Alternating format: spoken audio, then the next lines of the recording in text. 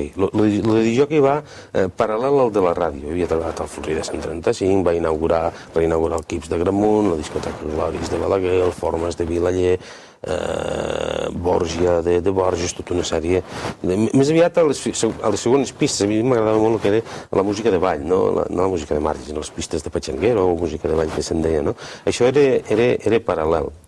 No, el de Pentagrama Pop, doncs, era quan ja estava a Ràdio Torreferma, es van parlar que havíem de fer una tele i tal, que me'n recordo, hi ha anècdotes molt bones, hi va un ballet que va guanyar les coreografies de jazz a nivell nacional, va guanyar un ballet d'aquí de Lleida, i només teníem una càmera.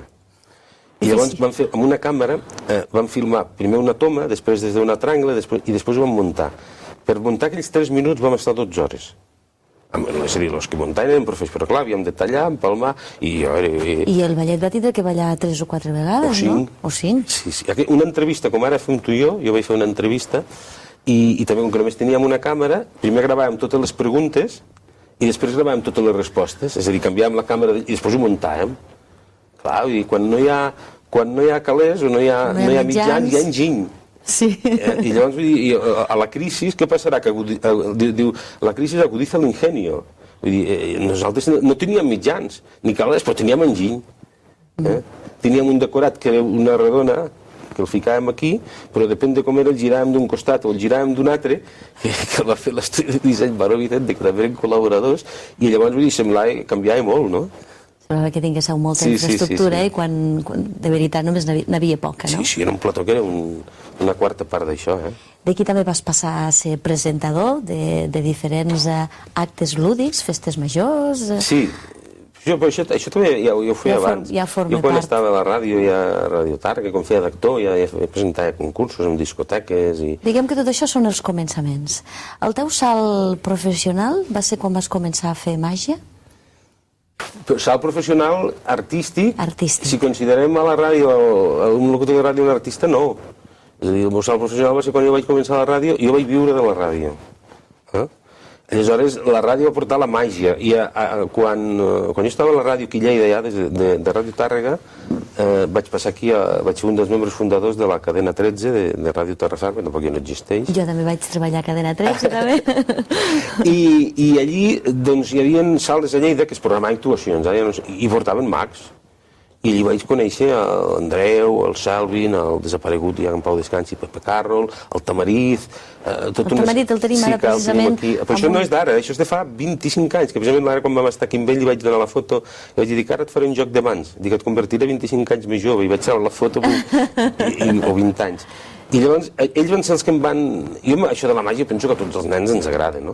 Però jo no era tan nen, vull dir, però...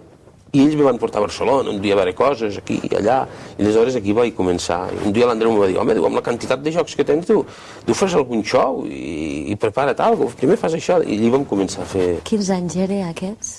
Quant temps fa d'això? Doncs d'això fa 20 anys, i ara estem en 2009, doncs seria el 80... És a dir, quan parlem de 20 anys professionals, parlem de 20 anys d'espectacle. Sí, els 20 anys me refereixo a l'espectale d'escenari, no de la ràdio. La ràdio són 11 anys abans, és a dir, quan jo vaig entrar... Això és una mica la preparació de terreny. Exacte. Quan jo vaig entrar, ja vaig començar a fer d'artista, jo portava 10 o 12 anys de fent de locutor de ràdio, i havia fet coses a televisió espanyola, inclús en un programa que es deia Gent d'aquí, que d'hostessa presentadora, que aleshores començava, hi havia la Sílvia Marsó. I amb la Sílvia Marsó jo després havia treballat de vedet, jo fent de presentador i ella de vedet als pobles i tal. Estic parlant, mira si fa anys d'això, Tot i això, la màgia ara no és que porti el paper principal dels teus espectacles, no? Depèn. Sí, no. Tot i que, ja que parlem de màgia, com comprendràs, jo espero que ens facin algun petit truc. Ara fem un... com vulguis, tu ara, sí? Què els sembla? Estaria bé que ens fes un petit truc, el Xema, no? A veure... Em sembla que diuen que sí. Mira, farem, com que estem en època de crisi, diuen... Farem alguna cosa amb un bitllet. És un bitllet màgic, Per què és un bitllet màgic? Perquè la foto del màgic que sóc jo. No, expliquem. Aquests bitllets, quan jo faig coses, surto a l'escenari, faig sortir amb algú, els dono un bitllet de record. Sobretot als nens. Faig un espectacle, es diu Viatge a Magicolàndia, que és teatre de màgia per nens. Aleshores els faig ajudar, i els que m'ajuden, doncs els hi dono un bitllet. Tu ves-lo examinant, el bitllet. Què haig de fer? No, mira'l, que no tingui... I llavors, amb el bitllet, un rotulador. Faig dòlars, eh? És un rotulador de propaganda que he agafat. A veure, a mi m'agrada molt fer coses inventades, no? I què farem avui? Llavors és un rotulador d'aquests que té 3 caps. Veus? És un fluorescent. Aquí pots... marca, és publicitari, l'altre dia en un hotel, així. Que tenim el groc, el verd i el fúcsia, o el vermell, o el rosa. És a dir, groc, verd, fúcsia, 3. Digue'm en 2 d'aquests 3. Groc, verd o fúcsia? El verd i el fúcsia. El verd i el fúcsia. D'aquests 2, verd i fúcsia, digue'm en un. El verd. El verd. És a dir, mos queda el fúcsia. Lliurement hem arribat al fúcsia. Tu agafa'l, pensa que el fúcsia seria el que faríem servir. Per exemple, damunt del meu cap, pinta-li un puntet. Un puntet. Damunt del cap? Sí, un puntet, així un fúcsia, que es vegi. A veure, deixarem que les càmeres Que s'apropin. es vegi bé. No és pas massa transcendental. Va, tornem-ho, que jo el vaig aconseguir igual que tu un dia a la televisió. No, el que passa és que me'l guardaré perquè el tinc darrere. Aleshores, han pintat un puntet al cap i tu has examinat el bitllet, no? Sí. Jo puc ensenyar, no sé quina càmera ens està enfocant ara, aquesta d'aquí, ensenyar les mans, que no hi tinc res. Em deixes el bitllet, sisplau? Sí. El que farem és agafar, i amb aquest puntet,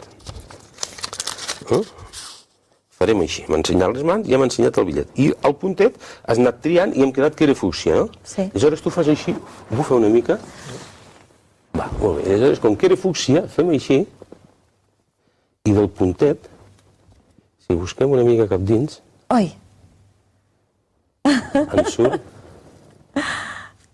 un mocador, també fúcsia. fantàstic, fantàstic, És a dir, molt bé, llavors Xema. ensenyem el mocador, ensenyem el bitllet, ensenyem la mà, que no hi tenim res, una mà, l'altra mà.